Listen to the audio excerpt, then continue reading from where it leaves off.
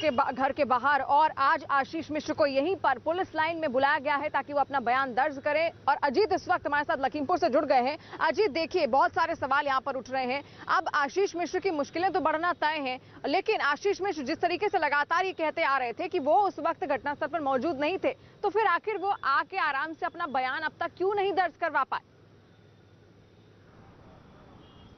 देखिए बिल्कुल शिवानी, दो सवाल खड़े होते हैं। अगर वो घटनास्थल पर नहीं थे तो पुलिस के सामने क्यों नहीं आ रहे? बड़े बड़े दावे उन्होंने किए कि हम निर्दोष हैं, जो है कानून का सामना करेंगे, जो न्यायिक जांच होगा उसका सामना करेंगे। लेकिन इस वक्त दो बड़े अपडेट बता दें शिवानी। पहला, चश्मदीद जो था सुमित जायसवाल, जो थार जीप में था, जो आशीष मिश्रा की थी, मंत्री के बेटे की थी, जिसका भागते हुए वीडियो वायरल हुआ था, वो भी इस वक्त फरार हो गया है। पुलिस ने लिखा पढ़ी में, रिटन में उसे फरार कर दिया है, यानी वो भी अपना बयान दर्ज कराने नहीं आया है जिसने FIR कराया था। यानी सुमित जायसवाल भी पुलिस की पकड़ से बाहर हो गया है। दूसरा, अंकित दास और आशीष मिश्रा वो भी यहां से फरार हो चुके हैं, वो भी पुलिस की पकड़ से बाहर है। 10 बजे का वक्त मुकर्रर किया गया था और ठीक पीछे पुलिस लाइन का क्राइम ब्रांच है, ये हम देखो आपको दिखा रहे हैं। 10 बजे यहां कहा गया था, 10 बज चुका है, 11 बज गया है, यानी 1 घंटे का वक्त बीत चुका है। आशीष मिश्रा यहां नहीं पहुंचे हैं और ये कहा जा रहा है कि अंकित दास, आशीष मिश्रा और सुमित जायसवाल, ये तीनों इस घटना की वो कड़ी है जो पुलिस को सच बताएंगे। और जो पूछताछ हुई है ड्राइवरों से,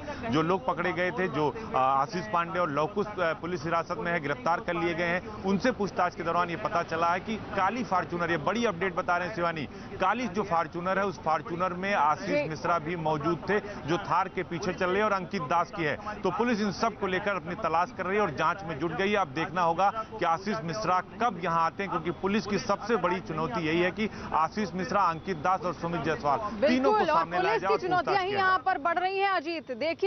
और बड़ी अपडेट जिस तरीके से अजीत ने दी, अंकित दास एक व्यक्ति था जिसकी थार में ही मौजूद थे आशीष मिश्र। हालांकि आशीष मिश्र लगातार कह रहे थे कि वो नहीं मौजूद थे और अब फिलहाल वो कहां है पुलिस को भी नहीं पता है। उनके घर के बाहर नोटिस चस्पा कर दिया गया है। सुमित जायसवाल भी लिखित में अब फरार घोषित कर दिए गए हैं, इससे पहले वो कह रहे थे कि किस तरीके से उनके ऊपर अटैक किया गया, लेकिन ये सभी अब फिलहाल कहीं पर भी पुलिस को नहीं दिख रहे हैं। लेकिन इस बीच में जिस तरीके से कल उत्तर प्रदेश के मंत्री मोहसिन रजा ने अपना बयान दिया था, आज उत्तर प्रदेश के कानून मंत्री ब्रजेश पाठक ने इस पूरे मसले को लेकर क्या कुछ कहा है, सुनिए।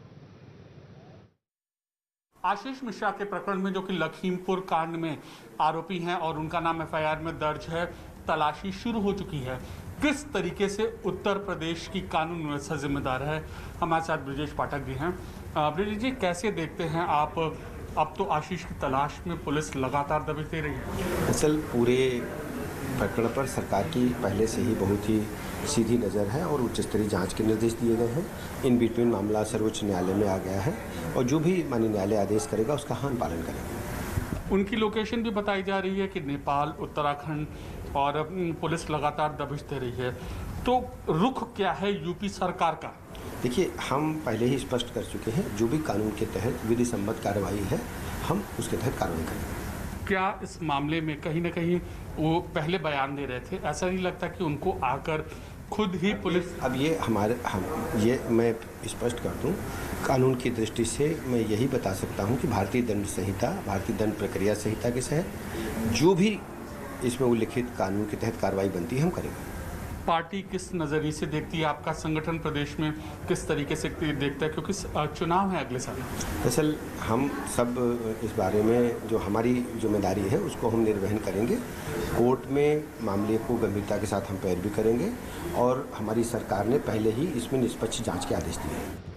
तो उत्तर प्रदेश के कानून मंत्री ब्रजेश पाठक को आप सुन रहे थे, उन्होंने कहा जो भी उचित कार्रवाई बनेगी वो हम इस पर करेंगे। लेकिन इस बीच हमारा काम है सभी पक्षों को आपको सुनाना, आरोपियों का क्या कहना है, पुलिस का क्या कहना था, विपक्ष का क्या कहना है, सरकार का क्या कहना है, सब हमने आपको सुनाया। अब आज आशीष मिश्रा, जो इस वक्त जिनको लगातार पुलिस ढूंढ रही है, जिनसे पूछताछ की जानी है, उनके रिश्तेदार ने क्या कुछ कहा है वो सुन लीजिए।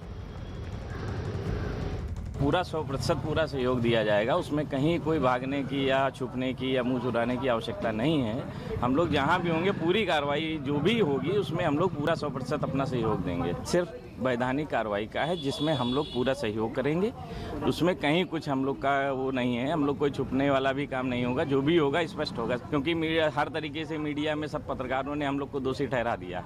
दोषी केवल दिखाने से या उससे नहीं होता है भाई, बहुत सी चीज़ें कानूनी कार्रवाई में ही सामने आती हैं, उसी से सब स्पष्ट होगा। इस समय बाहर है और जैसे ही आएगा सबसे पहले SIT टीम के सामने पेश होगा। तो लखीमपुर लगातार सियासी अखाड़ा बना हुआ है। सभी राजनेता यहां पर पहुंचने की जोर आजमाइश कर रहे हैं, जोरों से कोशिश कर रहे हैं। सिद्धू भी यहां पहुंच चुके हैं और साथ साथ कल अखिलेश यादव यहां आए थे और आज वो बहराइच जाएंगे। उससे पहले एक दिन पहले राहुल गांधी और प्रियंका गांधी भी यहां पर पहुंचे थे।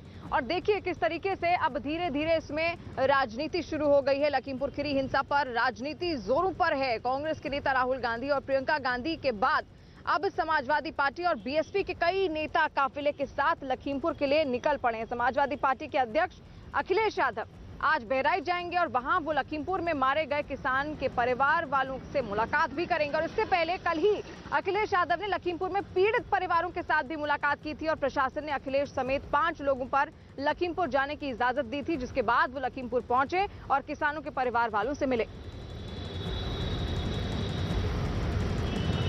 कल लखीमपुर में जो हादसा हुआ था उन परिवारों से कल मैं मिला था। 2 परिवार आपके बहराइच के हैं, मैं उनके परिवार से मिलने आ जा रहा हूं। और सुप्रीम कोर्ट ने सुमोटो नोटिस दिया है सरकार को। उम्मीद बढ़ी है सभी परिवार के लोगों को कि अब न्याय मिलेगा। सरकार को दिखाना चाहिए और सरकार को बताना चाहिए, ये जो बड़े बड़े विज्ञापन सरकार देती है कि सरकार दमदार सरकार है, तो दमदार सरकार को गरीबों के साथ खड़ा होना चाहिए। लेकिन इधर जो देखने को मिल रहा है, सामान भेजना, खाना पूर्ति करना है। सुप्रीम कोर्ट के बाद कुछ सरकार जागी है, जांच क्या होगी, हमें उम्मीद है कि न्याय मिलेगा और जो दोषी हैं उन्हें सरकार तुरंत भेजे। और इस वक्त एक बड़ी खबर आपको बता दें, गुजरात के मुंद्रा पोर्ट से जब्त की गई ड्रग्स की खेप के मामले में चौंकाने वाली जानकारी सामने आई है। News18.com के अंकुश शर्मा की खबर यह है कि एनआईए की जांच में यह सामने आया है कि ड्रग्स की जो खेप जब्त की गई है वो दिल्ली के एक कारोबारी कुलदीप सिंह को मिलने वाली थी, जिसकी मदद से ही ड्रग्स की इस खेप को पोर्ट से बाहर निकाला जाना था। इस मामले की जांच के दौरान अब तक 8 लोगों को गिरफ्तार किया जा चुका है, जिसमें 5 विदेशी नागरिक भी शामिल है। गिरफ्तार आरोपियों से पूछताछ में सामने ये आया है कि इस मामले में अब तक फरार चल रहे आरोपी कारोबारी कुलदीप सिंह अफगानिस्तान के ड्रग डीलर्स को जानता था और पिछली बार भी उसकी मदद से ही गुजरात के मुंद्रा पोर्ट से ड्रग की बड़ी खेप निकाली गई थी। इस मामले में पकड़े गए आरोपियों की निशानदेही पर अहमदाबाद और दिल्ली में कई जगह छापेमार कार्रवाई की गई। सूत्रों के मुताबिक कंधार की एक कंपनी की मिलीभगत से टेलकम पाउडर के नाम पर ड्रग्स की ये खेप ईरान के रास्ते भारत भेजी गई थी। बरामद की गई ड्रग्स की कीमत बाजार में करीब 21,000 करोड़ रुपए बताई जा रही है।